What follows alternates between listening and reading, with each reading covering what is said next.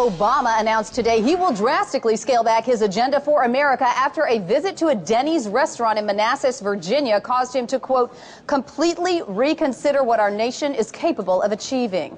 In a press conference this afternoon, the president said, quote, what I saw at Denny's made me realize how much I have overestimated the American people. Before we reclaim global leadership, we must first stop eating 6 sausages and a pound of eggs covered in syrup for breakfast, and we must stop leaving the house in sweatpants. For more, let's go to Onion News Network Washington correspondent Jane Carmichael, who was traveling with the president this morning. Thanks, Andrea. The president stopped by the Denny's for breakfast en route to a speaking engagement and spent about 35 minutes inside. When he came out, he looked visibly shaken.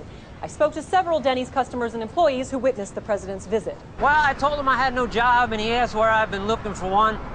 And I was like, what do I want to work for? He said something to me about some colleges, something for my kids, but I could barely hear him with his little bitch crying his head off. I microwaved his food until it was hot all the way through because, you know, he's the president. Several people noted that Obama looked, quote, real uneasy throughout much of the meal, particularly when he saw a drunk man who was sleeping in a nearby booth sit up and vomit on his chocolate chip pancakes and immediately go back to sleep. Thanks, Jane. And we have White House Deputy Press Secretary Todd Grant joining us right now. Mr. Grant, give us a sense of how big these post-Denny's policy changes will be. Well, Andrea, the president was deeply unsettled by his experience at Denny's, so it's safe to say the changes will be sweeping.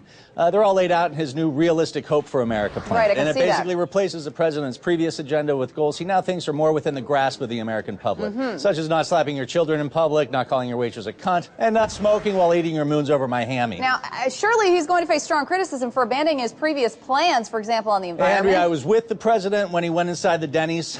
Those plans were never going to happen. Really? But the president hasn't abandoned his principles.